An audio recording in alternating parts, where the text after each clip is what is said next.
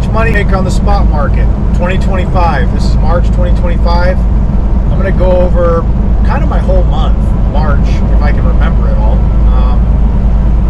I should have had it printed out so I can read off. I'm going to try to go off of memory here. So this is just what I've done. I think I left the house on the 6th of March. Today it's the 30th. I've been home twice on 34s. Since I live in the middle of the country, I can end up kind of getting home for a 34 occasionally.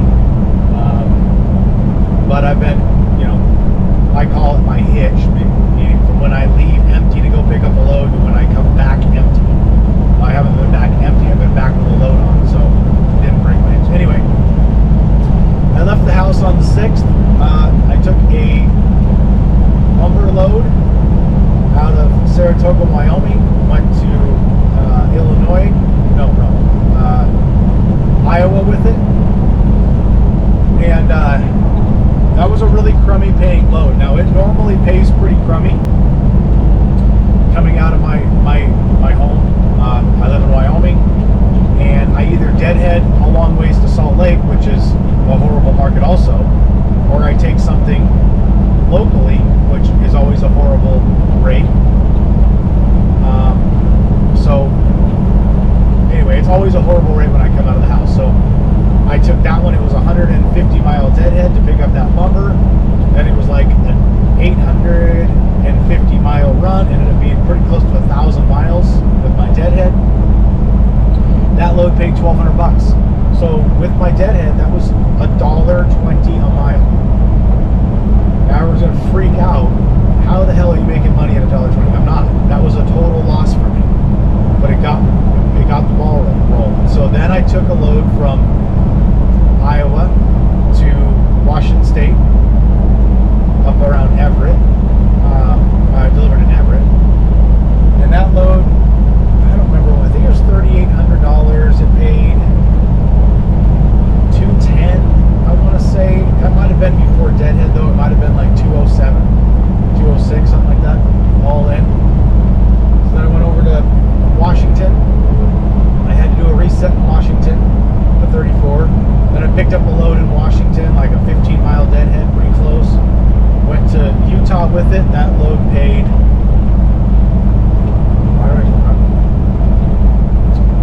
it was over $3 a mile. It was like, it's like 303 or 305. And so by then, I think with that load, I had jumped up to my over $2 a mile, even from the first load, bringing me quite low. Then I took a load out of Utah to Illinois. That load paid $1.84, I think. Then I came out of Illinois, deadheaded over to across the border into Indiana. Took a load down to Texas. That load was like $2.50 a mile. Then I deadheaded about 50 miles to another place in Texas. Picked up a pretty... Alright, where was I? I had a phone call. So we went down to Texas, took a load out of Texas. Going back up to Evanston, Wyoming. That load paid pretty good, about $3.20 a mile. And then delivered that load, deadheaded, I don't know how far, 100 or so miles to Evanston, or from Evanston, Wyoming to Little America, one of the mines there. Picked up a load of soda ash, took that down to Oklahoma City, Oklahoma, delivered that load, and then I picked up the load I'm on currently, which picked up in Wichita, Kansas, and it goes to Oregon. That load paid $4,200. I don't even know how many miles it was. It was over $2. I think it was like $2.20, I want to say. Maybe it wasn't that. I don't remember, but maybe $2.10, $2.20, somewhere in there. So and that's where I'm at now. I'm not in Oregon yet, but I will be tomorrow. So we'll be delivering that on the 31st, the end of the month. So that's my month. When I get there, when I get there, I'll be at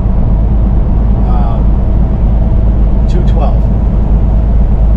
So even with taking several loads under 2, I was still able to average at 212 by the time I get to Oregon.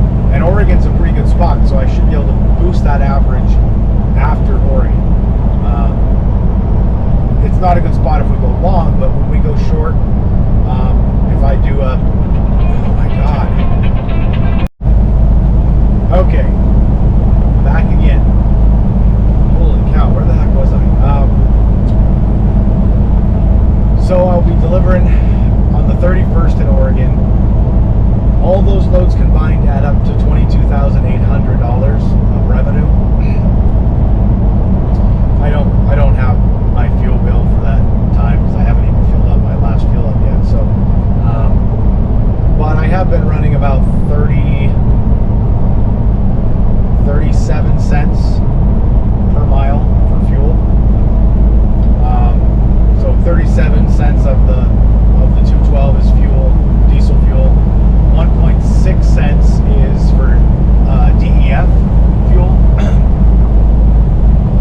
So, and I haven't had any significant, I don't think I've had any repairs on the truck. I bought some fuel treatment, I bought probably some grease or something, I don't remember, but virtually no breakdowns that month. So, now my other truck was on days off for 14 days, so March for that other truck is going to be pretty low revenue. I think we're only going to get to like $13,000 that this month because he was off for so much time. So the company won't show a very good profit for March because only one of the trucks worked full time. But if we just had the one truck and the expenses for the one truck, then it would look pretty good in March because we did fairly well. I think January I did a little better. I think I did like 24,000. But 22.8, that's pretty good. And technically, the way I do my invoices, whatever load I pick up on Monday, which is the 31st, will go on March.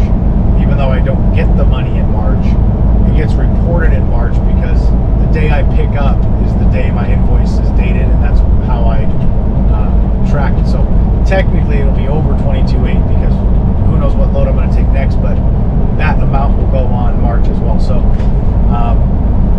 yeah, so I kind of said that whole month just to kind of give you an idea that this guy has passed me 3 times.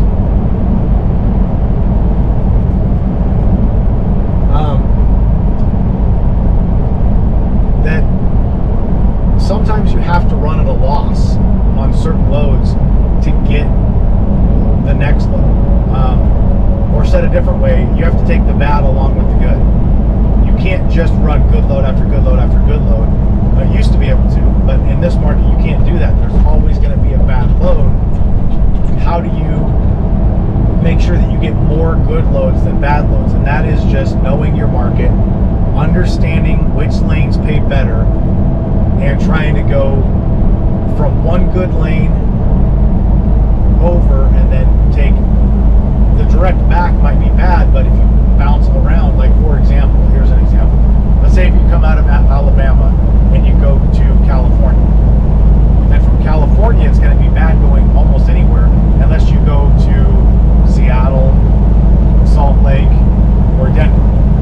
And then most of Montana would be good too. So if you go to one of those are bad markets the third time, right? So you can do a decent rate from Alabama to California, a decent rate from California to say Butte, Montana, and then Butte, Montana is going to be horrible. But if you shrink the horrible and expand the good, your average should come out okay, because from Alabama to California was a lot of miles. Southern Cal to Butte, also a decent amount of miles. Then you can do Butte to say Portland or something like that for $1 a mile, but it's a shorter distance. So that's kind of the, and I wouldn't recommend going to Butte, Montana. I'll just throw that out there. But that's kind of the idea, is always try to double the amount of miles that you're over $2 a mile, so that you can take that one bad load, and hopefully that one bad load is 500 miles